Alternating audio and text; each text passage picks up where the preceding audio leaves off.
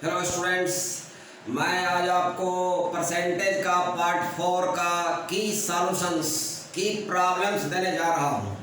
और सारे प्रॉब्लम्स काफ़ी जांच पड़ताल के बाद सेलेक्ट किए गए हैं। ऐसे नहीं कि जो है क्वेश्चन ला के उसको लिख के सॉल्व कर दिया गया है। नो, मेरा सिर्फ एक ही टारगेट है, मेरा एम है, माई एम टू आप मतलब कि मेरा जो एम है, मेरा एम जो है वह आपको ज़्यादा से ज़्यादा प्रतियोगिता परीक्षा में, कंपटीशन के एग्ज़ाम में ज़्यादा से ज़्यादा आपको सफलता दे। इस तरह के क्वेश्चंस सेलेक्ट किए गए हैं।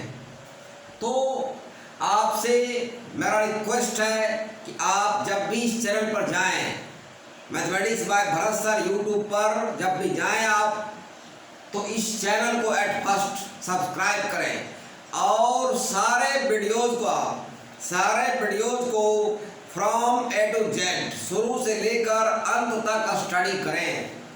और आप पाएंगे आपको बहुत ही ज़्यादा लाभ मिलेगा। और इसे स्टडी करने के बाद आप में जो थिंकिंग पावर है, आपका जो इंटरेस्ट है, आप सभी में अपने आप को इम्प्रूव पाएंगे। अपने आप में देखेंगे कि बहुत ज़्यादा ही इम्प्रूवमेंट हो रहा है, सुधार हो रहा है। तो इस तरह से आप जब इस चैनल पर जाएं तो आई रिक्वेस्ट यू, सबसे पहले इस चैनल को आप सब्सक्राइब करें, लाइक करें और कमेंट करें। और कोई प्रॉब्लम अगर नहीं बने उसे मुझ तक भेजने का प्रयास करें। तो इस तरह से मैं आपको और एक बात है, आप इस वीडियो को ज़्यादा से ज़्यादा शेयर करने का भी प्रयास करें। तो मैं अब क्वेश्चन नंबर फर्स्ट देने जा रहा हूँ। देखिए, क्वेश्चन नंबर फर्स्ट है, दो प्रकार के अम्लीय विलयन जिसमें अम्ल एसिड है की मात्रा क्रमशः 90% एवं 97% को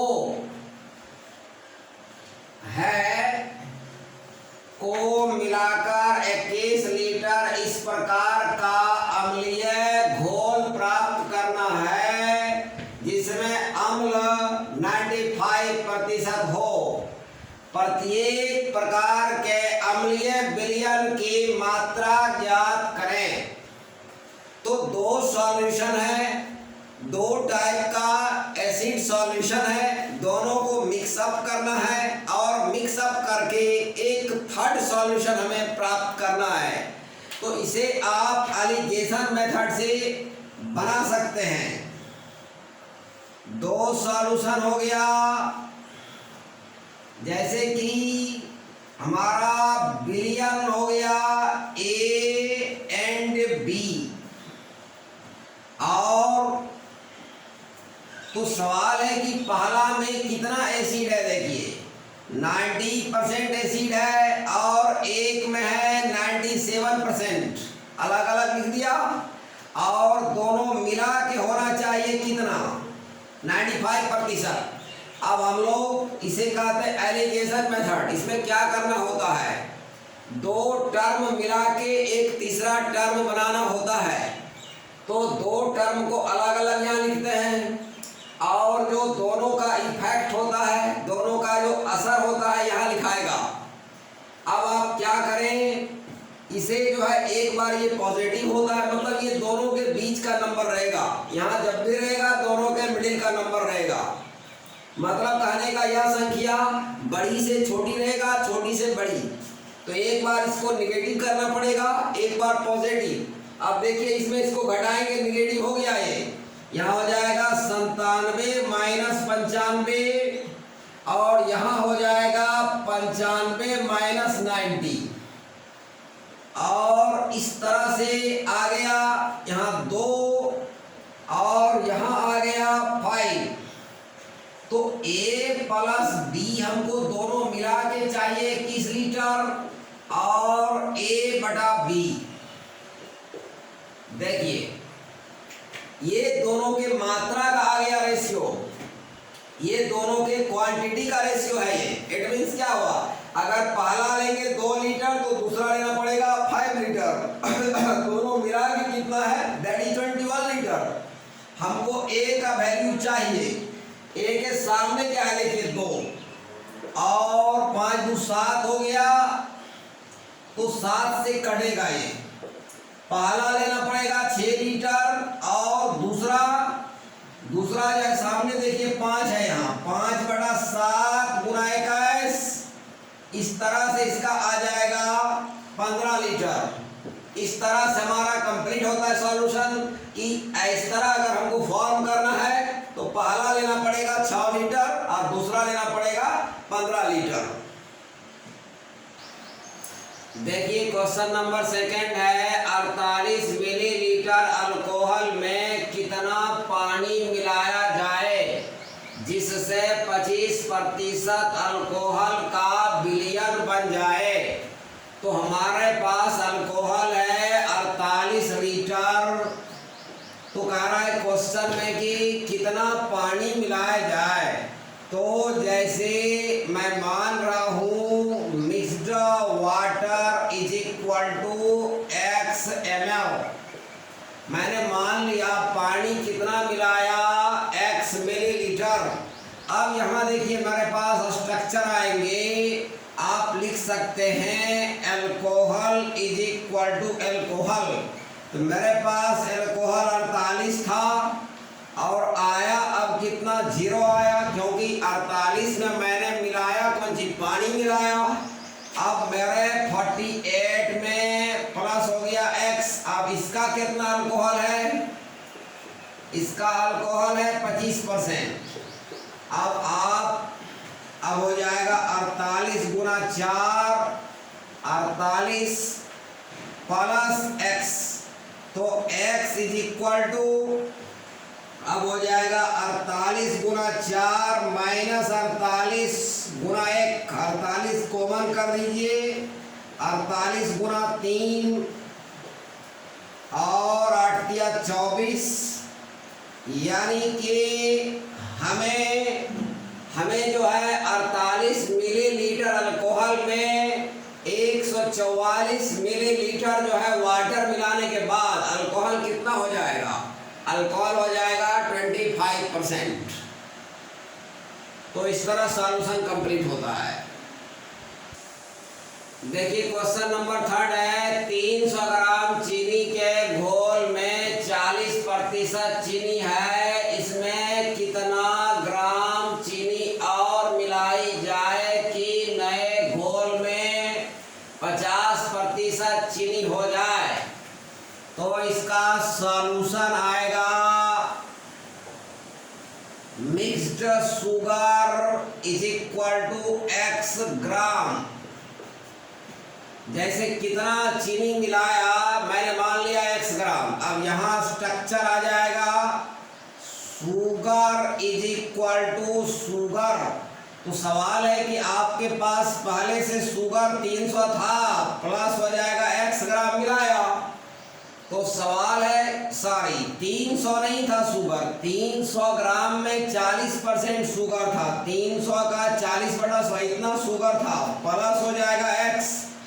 आप 300 प्लस x, आपका टोटल सॉल्यूशन कितना हो गया, आपका टोटल सॉल्यूशन हो गया 300 प्लस x ग्राम। इसमें कितना शुगर हो गया देखिए, अब हो गया इसमें 50/100, ये कटेगा 120 प्लस x और ये कटेगा, हो जाएगा 300 प्लस x/2, ये हो जाएगा 240 प्लस 2x और 300 प्लस x।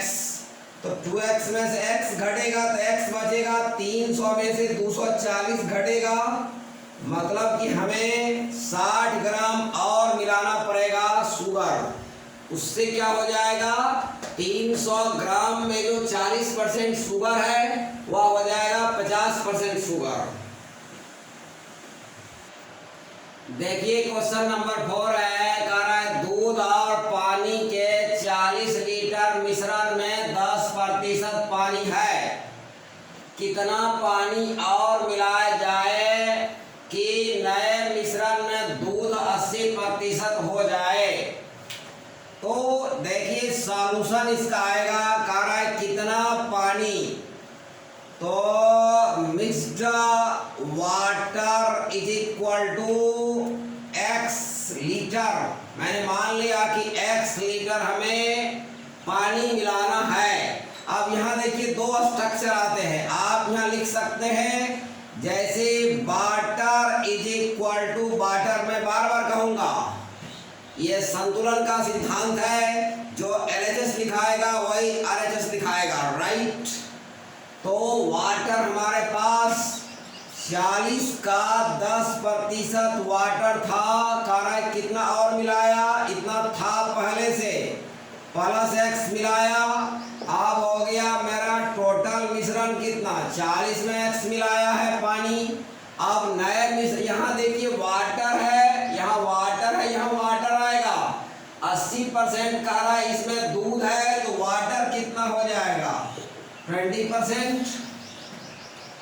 आप इसको काट दीजिए और ये कटेगा, 4 प्लस x, 40 प्लस x, तो इस तरह से हो जाएगा, 4 पंचे हो जाएगा 20 प्लस 5x, और 5x में x घटेगा, और यहाँ 40 में से 20 घटेगा, 5x में से x घटेगा, 4x इज इक्वल टू 40 में 20, इस तरह से 4 पंचे 20, हमें 5 लीटर पानी मिलाने के बाद दूध हो जाएगा मिक्सचर में 80% और वाटर हो जाएगा 20%।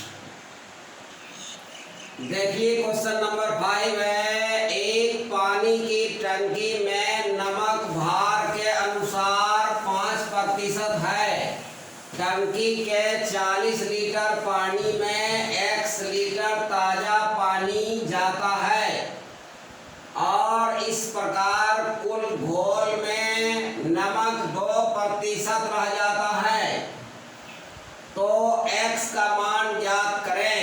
देखिए सॉल्यूशन इसका आएगा, यहाँ भी मैं बार बार करता हूँ आपको, जो LHS में लिखाएगा वही RHS में लिखाएगा।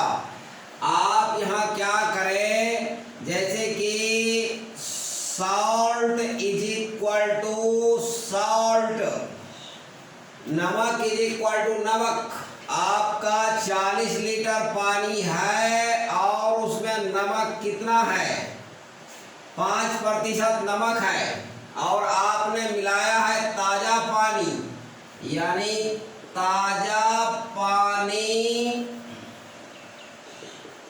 Mixed salt less water is equal to x litre. जैसे ताजा पानी मतलब ये कह रहा है कि ऐसा पानी मिलाया जिसमें सॉल्ट नहीं है, सॉल्ट लेस वाटर मिलाया। यहाँ इम्प्रूवमेंट क्या हो जाएगा, जैसे सॉल्ट आपको तो आगे आया नहीं और 40 में आपने प्लस x मिलाया और अब नमक का कितना मात्रा हो गया, 2% हो गया। इसको काट दीजिए आप और इस तरह से ये 2 आएगा, 40 पंचे 200 बटा 100 और 40 प्लस x, 50 दूनी 100 हो जाएगा, 40 प्लस x, तो x इज इक्वल टू हो जाएगा 100 माइनस 40, तो इस तरह से x का वैल्यू आएगा 60 लीटर। तो आप ताजा पानी मतलब यह नहीं समझें नल का पानी, कल का पानी या आप मिनरल वाटर, ये नहीं समझे, आप डिस्टिल्ड वाटर ये नहीं समझे, मतलब यह ताजा पानी का अर्थ हो रहा है ऐसा पानी जिसमें सॉल्ट नहीं था, राइट। इसलिए मैंने इतना सॉल्ट था प्लस आगे जो हमको आया तो हमारा जो वाटर था उसमें आया वाटर, लेकिन वैसा वाटर आया जिसमें सॉल्ट नहीं था, नमक नहीं था, इसलिए मैंने यहाँ पर 0 लिखा है, राइट। देखिए क्वेश्चन नंबर 6 है, दूध और पानी के कुल 80 लीटर मिश्रण में 25% दूध है, उसमें कितना लीटर पानी डाला जाए कि मिश्रण में दूध की मात्रा 16% हो जाए। अब सवाल है कि आप हमेशा ध्यान दें क्वेश्चन में कि मिलाना क्या है। दूध मिलाना है तो दूध को x मानेंगे, पानी मिलाना रहेगा तो पानी को x मानेंगे, जल मिलाना रहेगा, यानी जो भी हमको मिलाना रहेगा उसको हम x मानेंगे। आप इसका गांठ बांध लें, राइट। यह इसका ऐसे क्वेश्चन का फैक्ट हो गया, मतलब बैकबोन हो गया, राइट। तो आपको मिलाना क्या है उसे हम x मानेंगे। क्वेश्चन कह रहा है कितना लीटर पानी मिलाया जाए, तो mixed water is equal to x litre. अब स्ट्रक्चर आसान है, अब आपको क्या लिखना है, जैसे आप लिख सकते हैं milk is equal to milk, या दो स्ट्रक्चर है यहाँ मिल्क आएगा तो यहाँ मिल्क आएगा, यहाँ वाटर आएगा तो यहाँ वाटर आएगा, क्योंकि हमारा जो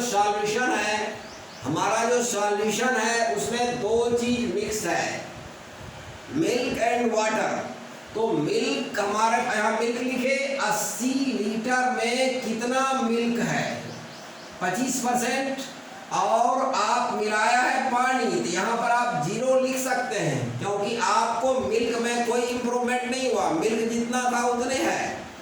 यहाँ हुआ क्या फायदा, वाटर बढ़ा है। तो 80 प्लस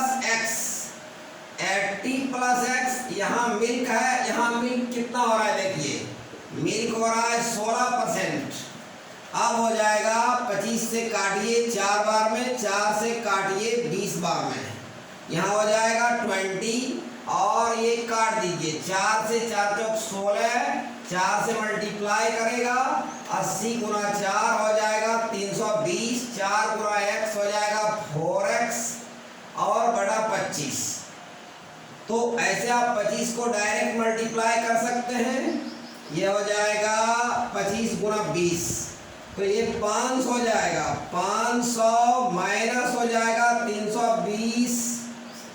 तो इस तरह से 4x इज इक्वल टू 0 में 0 हो जाएगा, यहाँ पर 10 में से 2 घटेगा, 0 में से 2 नहीं घटेगा, यहाँ से पैसा लेंगे, 10 में से 2 जाएगा तो हो जाएगा 8, और यहाँ कितना बचेगा, यहाँ बचेगा 4, 4 में 3 जाएगा तो 1, 4 से कटेगा, 4 चौका 16, 18 है, 2 बचेगा। इस तरह से हमें 45 लीटर पानी मिलाना पड़ेगा। देखिए क्वेश्चन नंबर 7 है, कह रहा है जोसेफ की आय में 10% कमी कर दी गई, उसकी आय को पूर्व स्तर पर लाने हेतु नई आय में कितने प्रतिशत वृद्धि करनी होगी। तो अब सवाल है कि आय आप मान लीजिए कि आय जो है इसका 100 मैंने लेट कर दिया, तो नया आय कितना हो जाएगा, 100 गुणे 10% कम हुआ है तो 90/100, मतलब कि पहले 100 था अब 90 हो गया, तो इसको इतना बढ़ाना है, 90 को 100 बनाना है तो कितना बढ़ाना पड़ेगा, यानी वृद्धि परसेंट क्लियर है कि इसमें हमें 10 बढ़ाना पड़ेगा, 10 गुना 100 बटे, तो इसमें हमको बढ़ाना है 10, इसलिए ये हमारा आधार हो गया।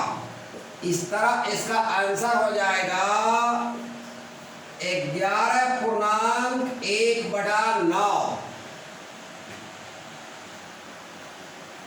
क्वेश्चन नंबर 8 है, चीनी के मूल्य में 10% वृद्धि होने पर कोई गृहिणी 500 रुपया में 5 केजी कम चीनी खरीदती है, चीनी का बढ़ा हुआ मूल्य प्रति केजी कितना है। मैं आ रहा हूँ सॉल्यूशन के लिए, जैसे कि बढ़ा हो गया x प्रति केजी। तो पैसा हमको जो है कितना बढ़ेगा, बढ़ा जो है, बढ़ा बजट मेरा कितना बढ़ जाएगा, 10% बढ़ा है 500 गुने 10/100। हमको अभी 50 रुपया ज़्यादा चाहिए, तब उतना हमको मिल जाएगा, लेकिन 5 केजी कम मिला है, तो 5 केजी का ही ये कॉस्ट होगा 50। 5x = 50, 5 नहीं 50, मतलब अभी रेट जो है, अभी जो रेट है 10 रुपया प्रति केजी है। अगर आप ओल्ड रेट निकालना चाहते हैं, ओल्ड रेट = y प्रति केजी। मैंने मान लिया पहले रेट क्या था, y रुपया प्रति केजी। तो क्वेश्चन कह रहा है कि नया रेट पुराने रेट से 10% ज़्यादा है, 110/100 से मल्टीप्लाई करेंगे, और x का वैल्यू हमें आ चुका है। x का वैल्यू कितना है, 10, और हो जाएगा y गुने 11 और y = 10 नहीं 100, हो जाएगा 100/11 प्रति केजी। मतलब पहले देता था 100/11, यानी 9.1/11 प्रति केजी, लेकिन अब वही रेट हो गया है बढ़कर कितना, 10 रुपया प्रति केजी। क्वेश्चन नंबर 9 है, देखिए, यदि मिटाने वाली रबर के भाव में 25% कमी हो जाए तो कोई व्यक्ति 1 रुपये में 2 रबर अधिक खरीद सकता है। कह रहा है कि ₹1 में प्राप्त रबर की, यहाँ वास्तविक लिखा हुआ है, मतलब आपको पहले कितना रबर दे रहा था 1 रुपया, वो निकालना है। रबर की संख्या कितनी है, वास्तविक का मतलब ऐसे भी होता है ओरिजिनल, राइट, मतलब पहले रबर की संख्या कितनी है वो फाइंड आउट करना है आपको। तो मैं आ रहा हूं टू द सॉल्यूशन के लिए। जैसे कि नया रेट कर दीजिए, नया रेट x प्रति रबर, मतलब x रुपया में, जैसे 1 रुपया में x रबर मिल रहा है, राइट, तो हमें कितना पैसा जो है बचेगा, बचत धन हमें 1 गुना 25/100 इतना रुपया बचा। तो जैसे 1 रबर का दाम x है, तो कितना रबर हमको मिल रहा है, 2 × x हो जाएगा, और कितना पैसा बच रहा है, x = 1/8, मतलब 1/8 में जो है ये रेट हो गया, 1 रबर देगा। जैसे 1/8 रुपया में मिल रहा है 1 रबर, ये रेट हो गया। तो इसीलिए हम दे रहे कितना, ₹1 में 1 रुपया में कितना रबर, तो 8 रबर, तो आपको अभी मिलता है 8 रबर। अब आप चले जाइए पहले का निकालने के लिए। ओल्ड रेट मैंने मान लिया y प्रति रबर, तो कह रहा है कि नया रेट पुराना से कितना कम है, 25%, यहाँ 75/100 से गुना होगा, और x का मान हम जानते हैं 1/8, और हो जाएगा ये 3/4, 4 से कटेगा, y का वैल्यू आया 1/6, और इस तरह से अब लिखाएगा, अब देखिए लिखाएगा 1/6 रुपया में 1 रबर, 1 रुपया में कितना, 100 रबर। तो ये आपका आंसर हुआ, मतलब मेरे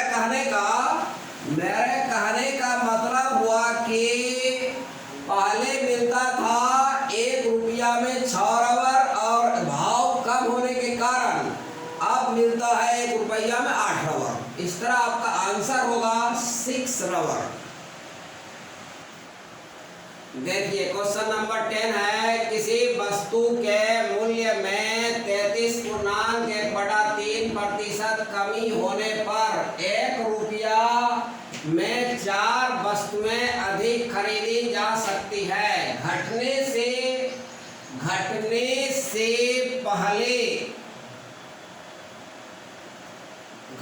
से पहले वस्तु का मूल्य कितना था, मतलब पहले का आपको पूछ रहा है, बताइए। तो आप सॉल्यूशन में आते हैं और हम लोग मान लेते हैं न्यू रेट हो जाएगा x प्रति वस्तु, मतलब 1 रुपया में आपको x यानी कि 1 रुपया में x वस्तु मिल रहा है। अभी का रेट है ये, 1 रुपया देंगे तो x वस्तु। तो अब देखिए क्वेश्चन कह रहा है किसी वस्तु के मूल्य में, यानी एक वस्तु का दाम कितना है x, आपको यहाँ पर कितना पैसा बचत हो रहा है।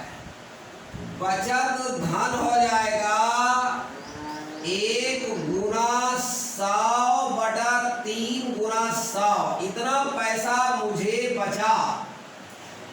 तो एक वस्तु का कॉस्ट है x, हमें 4 वस्तु ज्यादा मिल रहा है। एक वस्तु का 4 है, एक वस्तु का x है तो 4 वस्तु है 4 × x, और इसका कॉस्ट कितना हो जाएगा, एक वस्तु का x 4 वस्तु का 4 × x, और ये कॉस्ट किसके बराबर होगा 1/3 के, 4 या 12, मतलब एक वस्तु का कॉस्ट कितना आया।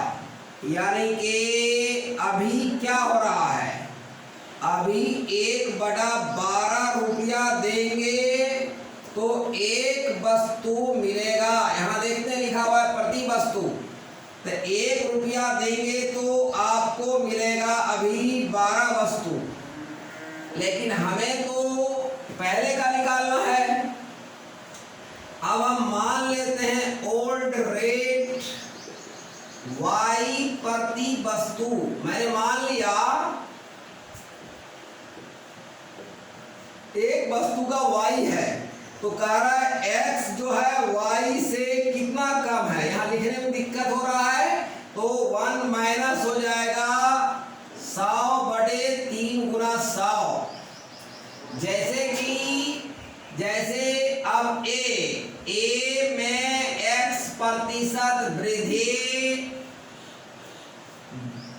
तब संख्या कैसे लिखाएगा ये, a × 1 + x/100, यदि x% घटाना रहेगा तो हो जाएगा 1 - x/100, उसी को मैंने फॉलो किया 1 - x/, तो अब हो जाएगा ये कटेगा और ये हो जाएगा। x का मान आप जानते हैं, x का मान आप जानते हैं 1/12, और 3 का 3 में 1 घटेगा, 3 से 4 बार में कटेगा, और इस तरह से यहाँ पर y का वैल्यू आएगा 1/8, मतलब कहने का कि पहले 1/8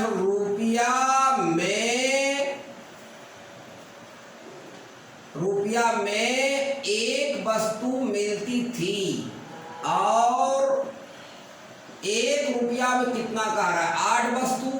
तो इस तरह